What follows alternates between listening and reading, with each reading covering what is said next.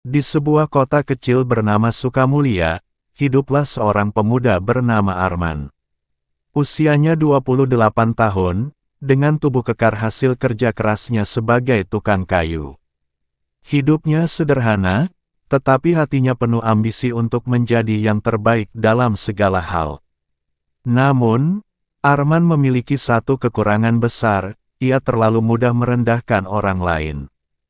Dalam kesehariannya, Arman bekerja di bengkel kayu milik Pak Sarman, seorang pria tua yang sudah seperti ayah baginya.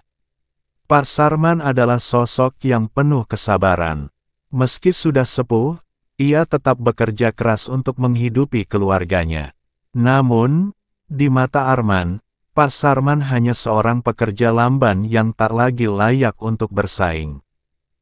"Pak, lihat hasil kerja Bapak. Tidak rapi sama sekali. Kalau begini terus, pelanggan bisa lari," ujar Arman dengan nada tinggi suatu hari. Pak Sarman hanya tersenyum tipis sambil menunduk. "Maaf, Arman, saya akan coba memperbaikinya." Namun, dalam hatinya, Pak Sarman merasakan luka yang dalam. Tidak hanya kepada Pak Sarman, Arman juga sering berbicara kasar kepada rekan-rekan kerjanya yang lain. Ia merasa dirinya lebih baik dan lebih cepat dibandingkan mereka. Hal ini membuat banyak orang di bengkel mulai menjauhi Arman. Namun, mereka tetap bertahan karena menghormati Pak Sarman. Suatu hari, datanglah seorang pengusaha kaya bernama Pak Danu ke bengkel tersebut. Ia memesan seperangkat perabotan untuk rumah barunya. "Saya ingin perabotan ini selesai dalam waktu 1 bulan. Pastikan hasilnya sempurna," kata Pak Danu dengan tegas. Arman melihat ini sebagai peluang besar untuk menunjukkan kemampuannya. Arman mengerjakan proyek itu dengan penuh semangat. Ia ingin membuktikan bahwa ia mampu menghasilkan karya yang terbaik.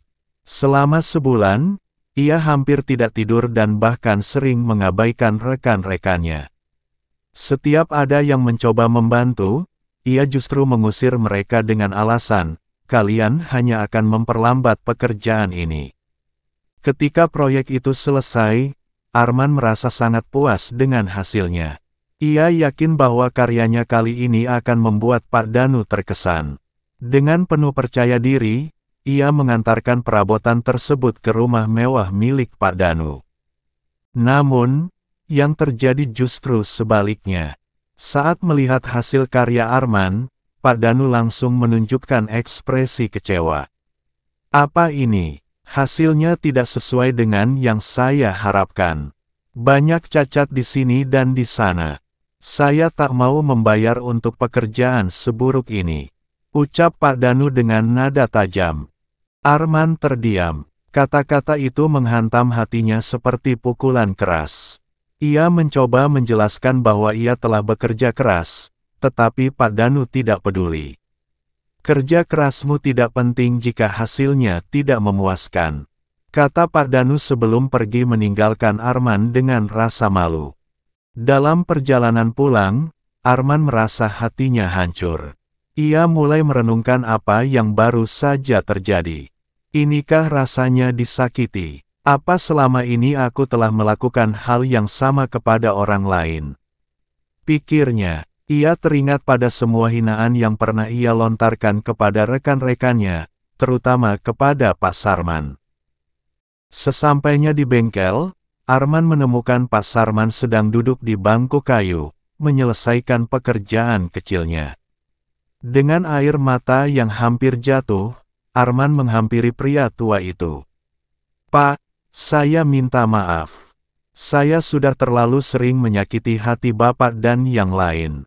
Saya baru sadar bagaimana rasanya diperlakukan seperti itu." Pak Sarman menatap Arman dengan senyuman lembut. "Arman, aku sudah lama memaafkanmu. Hidup ini adalah pelajaran, dan aku senang kau sudah belajar dari kesalahanmu. Ingatlah, Arman, apa yang kita tanam, itulah yang akan kita tuai. Jika kau menanam luka pada orang lain, kau juga akan menuai luka itu." Kata-kata Pak Sarman melekat dalam hati Arman. Mulai hari itu, ia berusaha mengubah dirinya. Ia tidak lagi menghina atau meremehkan orang lain. Sebaliknya, ia mulai membantu rekan-rekannya, memberikan semangat, dan belajar menghargai usaha orang lain. Perubahan Arman tidak terjadi dalam semalam. Banyak orang masih ragu terhadapnya, tetapi ia terus menunjukkan niat baiknya. Ketika ada rekan yang lambat dalam bekerja, ia tidak lagi marah, tetapi menawarkan bantuan. Ketika ada yang berbuat salah, ia tidak menghina, tetapi memberikan saran.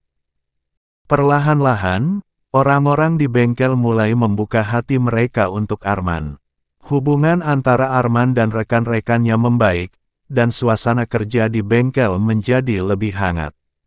Bahkan, pelanggan yang datang mulai melihat perubahan dalam sikap Arman yang lebih ramah dan penuh perhatian.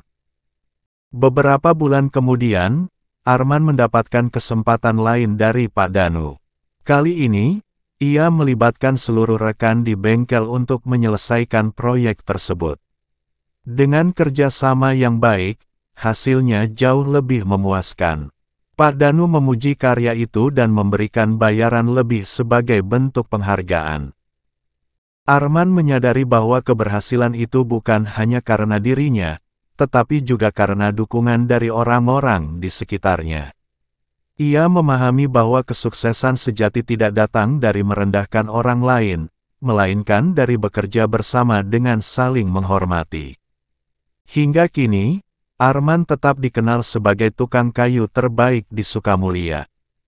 Tetapi lebih dari itu, ia dikenang sebagai sosok yang rendah hati dan penuh kebaikan. Ia sering mengingatkan rekan-rekannya, jangan sakiti orang lain jika hatimu tidak mau disakiti. Hidup ini terlalu singkat untuk menyebarkan luka. Sebarkanlah kebaikan, dan kau akan menuai kebahagiaan. Cerita Arman menjadi inspirasi bagi banyak orang. Tidak hanya di bengkel kayu, tetapi juga di seluruh Sukamulya. Pesan sederhana itu terus hidup di hati banyak orang, apa yang kita berikan kepada dunia, itulah yang akan kita terima kembali. Pesan moral, jangan pernah merendahkan atau menyakiti orang lain, karena apa yang kita lakukan pada orang lain akan kembali kepada kita. Hidup ini adalah cerminan dari sikap kita, jika kita menanam kebaikan, kita akan menuai kebahagiaan, jika kita menanam luka, kita akan menuai penderitaan. Belajar untuk menghargai usaha dan perasaan orang lain adalah langkah penting menuju kehidupan yang damai dan penuh makna. Kesuksesan sejati tidak datang dari merendahkan orang lain, melainkan dari kerjasama, saling menghormati, dan kebaikan hati.